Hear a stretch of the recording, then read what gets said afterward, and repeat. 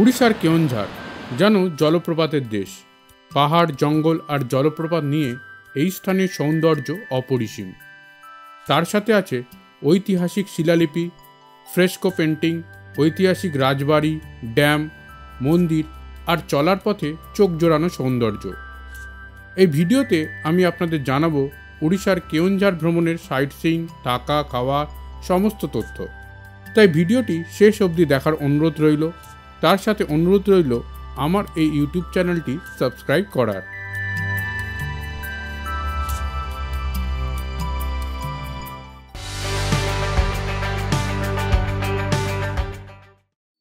হাওড়া থেকে সকাল 6:10 হাওড়া পুরী বন্দে ভারত এক্সপ্রেস ধরে প্রথমে নামলাম জাজপুর কেওনঝাড় রোড স্টেশনে। সেখান থেকে গাড়ি ধরে চলেছি আমাদের আজকের থাকার হোটেল ওটিডিসি পান্থনিবাস কেওনঝাড়। তবে যাওয়ার পথে কয়েকটি স্পট সাইট সিইং করে তবে হোটেলে ঢুকব। গাড়ি আগে থেকেই বলা ছিল। পান্থনিবাস হোটেল থেকেই গাড়ির ব্যবস্থা করে দিয়েছিল 3 দিনের জন্য। আজ সাইট সিইং করে হোটেলে পৌঁছবো, কাল ফুল ডে সাইট সিইং এবং পরশু আবার জাজপুর কেওনঝাড় রোড রেলওয়ে স্টেশনে পৌঁছে দেবে। টোটাল গাড়ি ভাড়া কত পড়েছিল জানাচ্ছি পরে। তবে এখন আমরা চলেছি আমাদের প্রথম সাইট সিইংয়ের ডেস্টিনেশন মা তারিণী মন্দির দর্শন করতে।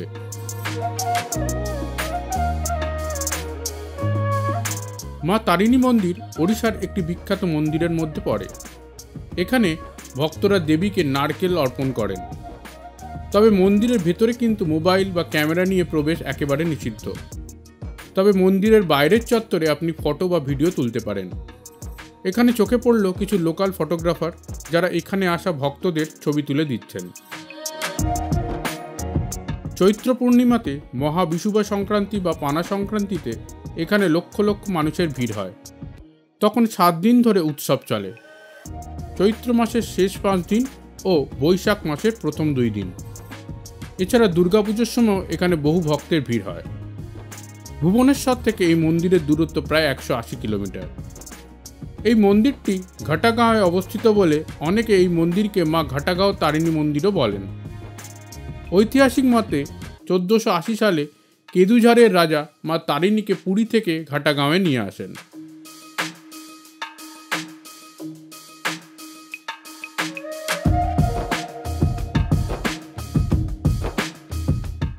মা তারিণী টেম্পল দেখার পর এবারে চললাম আজকের পরবর্তী সাইট সিইংয়ের স্পট গুন্দিচাঘাগি ওয়াটারফল দেখতে। জঙ্গলের ভেতর দিয়ে এই সবুজে মোড়া রাস্তার সৌন্দর্য অপরিসীম। মা তারিণী টেম্পল থেকে গুন্দিচাঘাগি ওয়াটারফলের দূরত্ব প্রায় 11.8 কিলোমিটার। পৌঁছে গেলাম ওয়াটারফলের পার্কিং এরিয়াতে।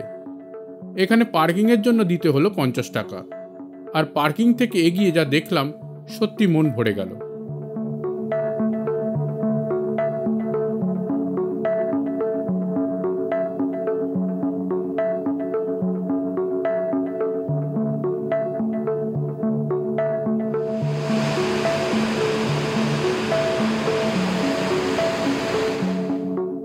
এই জলপ্রপাতের উৎস মুশালা নদী।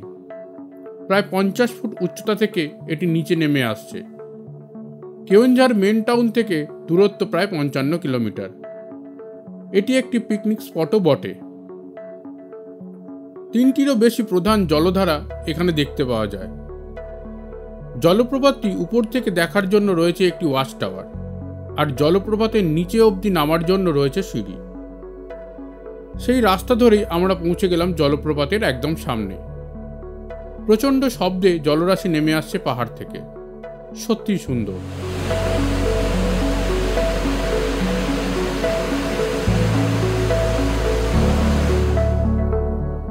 বর্ষার সময় এই জলপ্রপাত দেখার সেরা সময়, মেনলি জুলাই টু অক্টোবর। আপনি শীতকালেও আসতে পারেন, তবে জলের এত স্রোত পাবেন না। এই ওয়াটারফলটি সকাল 6টা থেকে সন্ধ্যে 6টা অবধি খোলা থাকে। ওয়াটারফলের কাছেই বিক্রি হচ্ছিল পেয়ারা ও শশা। 20 টাকা দিয়ে আপাতত শশা কিনে নিলাম। তবে খিদে পেয়ে গেছে, লাঞ্চ করতে হবে। আমাদের ড্রাইভার সুদামজি আমাদের নিয়ে এলেন এই হোটেল কাম রেস্টুরেন্টে লাঞ্চ করার জন্য। রেস্টুরেন্টের নাম বৃন্দাবন। একটা কথা বলে রাখি, কেওনঝাড়ে কিন্তু আপনি সমস্ত জায়গাতেই ভালো বা বড় রেস্টুরেন্ট তেমন পাবেন না। তবে এই রেস্টুরেন্টটি মা তারিণী মন্দির থেকে মাত্র 450 মিটার দূরে অবস্থিত। এখানে ইন্ডিয়ান চাইনিজ মেনুর সাথে ছিল থালিও। আমরা এখানে অর্ডার করেছিলাম চিকেন হান্ডি, পড়েছিল 200 টাকা, আর রুটি 20 টাকা পার পিস। এখানে কিন্তু দেশি ও পোলট্রি দুই ধরনের অপশানই আছে। দেশির প্রাইস বেশি, তবে রান্নার স্বাদ সত্যিই ভালো। যেহেতু এখানে প্রচুর অপশান আপনারা পাবেন না, তাই আপনাদের ট্যুরের সময় এই রেস্টুরেন্টে খেতেই পারেন। লাঞ্চ করে এবার চললাম ভীমকুণ্ড ওয়াটারফলের উদ্দেশ্যে। কেওনঝাড় পূর্বে একটি প্রিন্সেলি স্টেট ছিল, যা 12 শতকে প্রতিষ্ঠিত হয়। এর প্রতিষ্ঠাতা ছিলেন জ্যোতিভঞ্জ, যিনি ময়ূরভঞ্জ রাজ্যের প্রতিষ্ঠাতা আদিভঞ্জর ভাই ছিলেন। বর্তমানে কেওনঝাড় ওড়িশার দ্বিতীয় বৃহত্তম ইস্পাত কারখানার আয়োজক হতে চলেছে। কেওনঝাড় জেলায় 45% জনসংখ্যা আদিবাসী সম্প্রদায়ের অন্তর্গত। কেওনঝাড় এখন একদিকে শিল্পায়ন কেন্দ্র, অন্যদিকে প্রাকৃতিক ও সাংস্কৃতিক ঐতিহ্যের রত্নভাণ্ডার। পৌঁছে গেলাম ভীমকুণ্ড ওয়াটারফলের এন্ট্রি গেটে। এখানে পার্কিংয়ের জন্য দিতে হলো 50 টাকা, আর এন্ট্রি টিকিট 10 টাকা পার পার্সন। সত্যি এখানে পৌঁছে মনে হলো আমাদের পাশের রাজ্য ওড়িশাতেও এমন অনবদ্য জায়গা আছে, না এলে বিশ্বাস হতো না। নদীর উপরে এই ব্রিজ, আর তার একপাশে একটি ওয়াচ টাওয়ার, আর দৃশ্য দেখে মন ভরে গেল। গুন্ডিচাঘাগি ওয়াটারফল থেকে দূরত্ব প্রায় 46 কিলোমিটার, মা তারিণী টেম্পল থেকে দূরত্ব 35 কিলোমিটার। এটি উড়িষ্যার ময়ূরভঞ্জ ও কেওনঝাড় ডিস্ট্রিক্টের বর্ডারে অবস্থিত।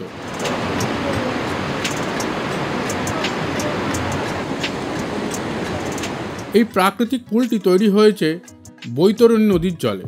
এই নদীর জল পাহাড় থেকে নিচে পড়ে এই অদ্ভুত সুন্দর জলপ্রপাতটি তৈরি করেছে। এখানে অনেকে পিকনিক করতেও আসেন। মানুষের বিশ্বাস, মহাভারতের ভীম তাদের নির্বাসনকালে দ্রৌপদীর তেষ্টা মেটাতে তার গদার আঘাতে এই কুণ্ডটি তৈরি করেন। অনেকে এখানে মকর সংক্রান্তিতে স্নানও করেন। তাদের বিশ্বাস এই জলে রোগ নিরাময় হয়। এই ট্যুরিস্ট স্পটটি সকাল 6টা থেকে সন্ধ্যে 6টা অবধি খোলা থাকে। সত্যি এই স্থানের সৌন্দর্য দেখে এখান থেকে যেতে মন চাইছিল না, তবে উপায় নেই, যেতে হবে পরবর্তী গন্তব্যে।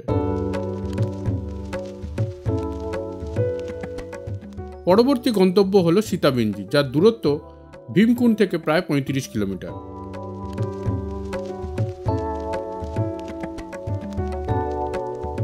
সীতাবিঞ্জি পৌঁছানোর মুখে প্রথমে পড়ল জঙ্গলের মাঝে এই জায়গা।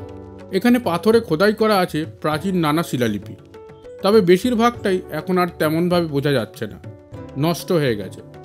তবে জায়গাটি সুন্দর। এই অংশের উল্টো দিকেই এই পাথরটি হলো ব্রহ্মা মন্দির।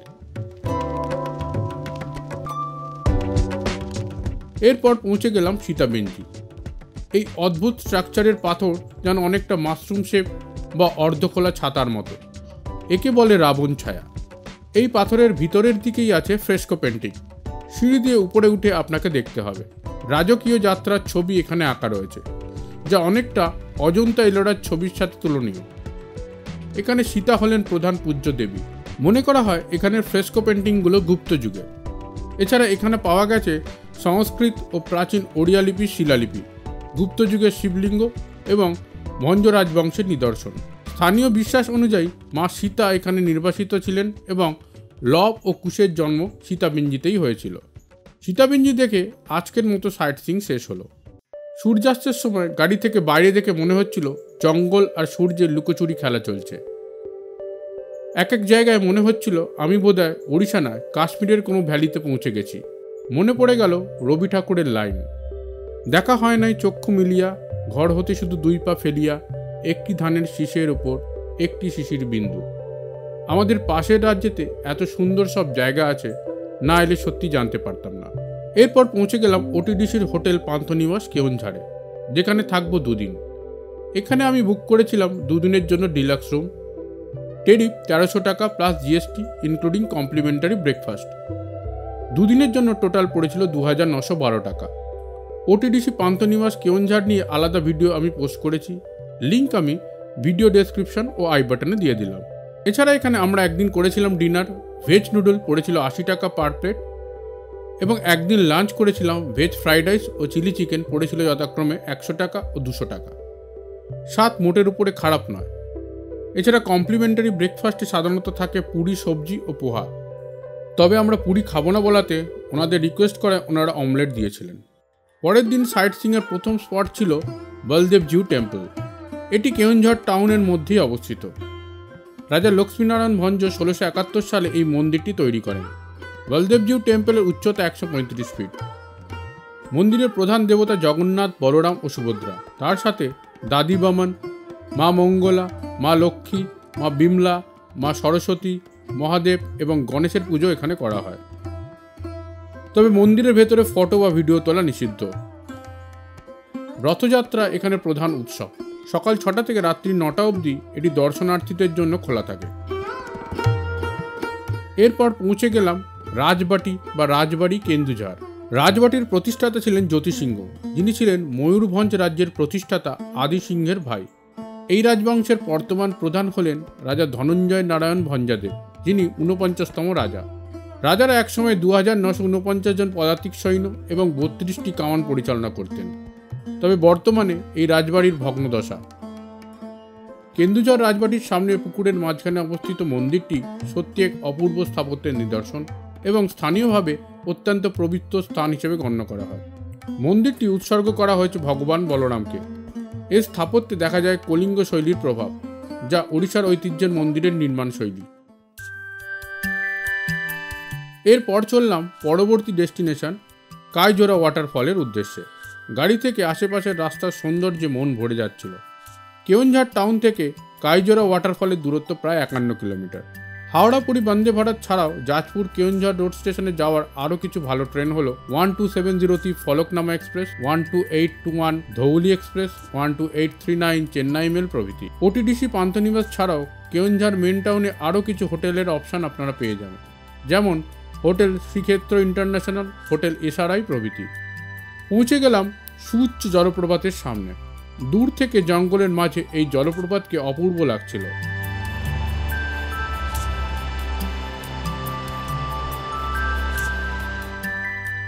জলপ্রপাতের কাছে যাওয়া যায়, তবে তার জন্য জঙ্গলের মধ্যে দিয়ে এমন সরু রাস্তা ধরে কিছুটা হাইক করে আপনাকে পৌঁছতে হবে। এই ওয়াটারফলের উচ্চতা প্রায় 100 ফিট। শাল, ব্ল্যাকবেরি, আম ও আসন গাছের জঙ্গলের মাঝে এই ওয়াটারফলের সৌন্দর্য সত্যি দারুণ।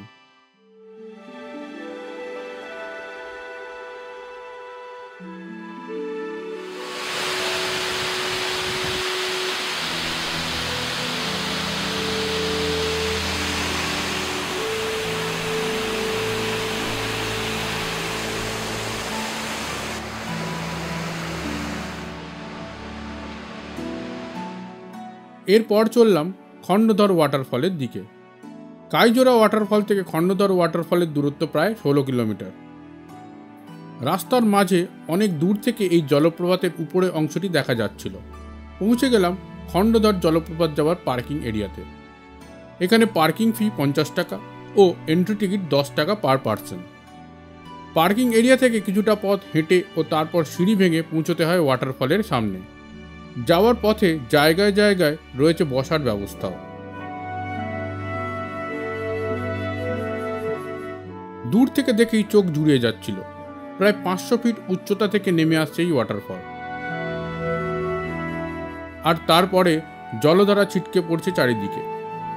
আর তার কিছুটা সামনে গেলেই সেই জল ভিজিয়ে দেবে আপনাকে। কিন্তু সত্যি মন ভরে যাচ্ছিল এই অপূর্ব প্রাকৃতিক সৌন্দর্য দেখে।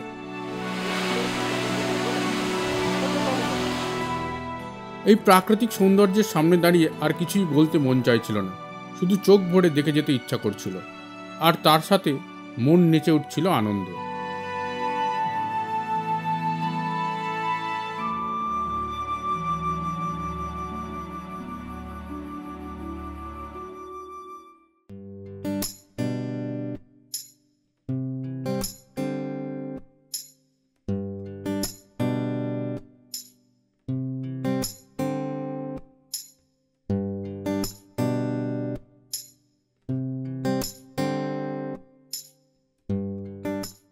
গাড়িতে বসে কিছুটা বৃষ্টিকে সঙ্গে নিয়ে এবার চললাম পরবর্তী ডেস্টিনেশন বাড়া ঘাগরা ওয়াটারফল ও ড্যাম দেখতে।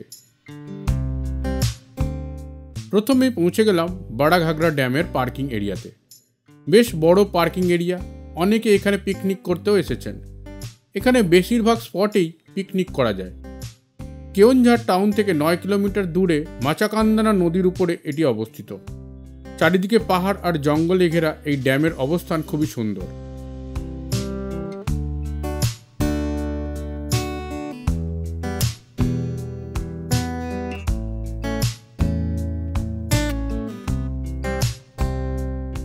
ড্যাম দেখে এরপর চললাম এর পাশেই বাড়াঘাগরা ওয়াটারফল দেখতে। পার্কিংয়ের থেকে কিছুটা রাস্তা জঙ্গলের মধ্যে দিয়ে হেঁটে পৌঁছতে হয়। যাত্রাপথ খুবই সুন্দর। পৌঁছে গেলাম ওয়াটারফলের সামনে।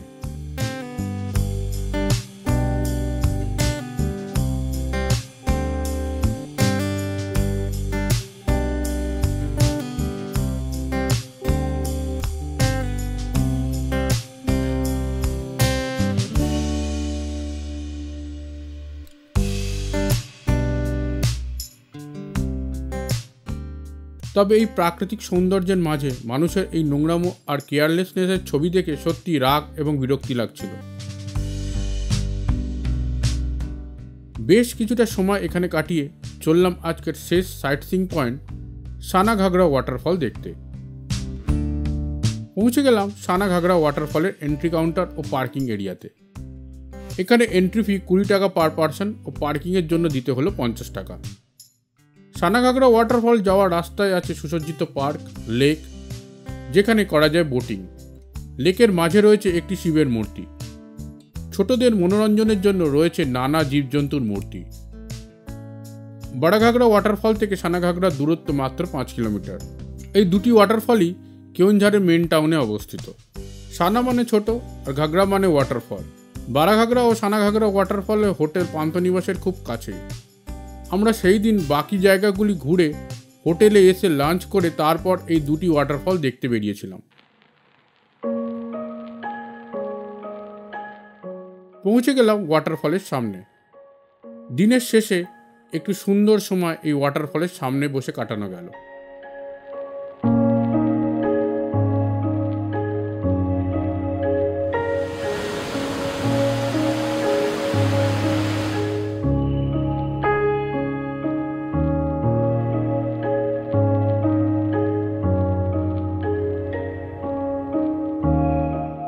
পরের দিন আবার জাজপুর কেওনঝাড় রোড রেলওয়ে স্টেশনে ফেরার পথে দেখে নিলাম কানজারি ওয়াটার ড্যাম।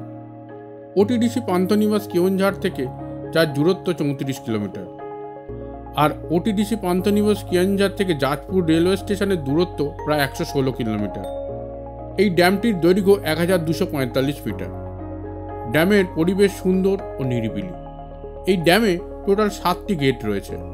এবার আসি গাড়ি ভাড়ায়। এই টোটাল 3 দিনে আমাদের গাড়ি ভাড়া পড়েছিল এসি কারে 13,500 টাকা।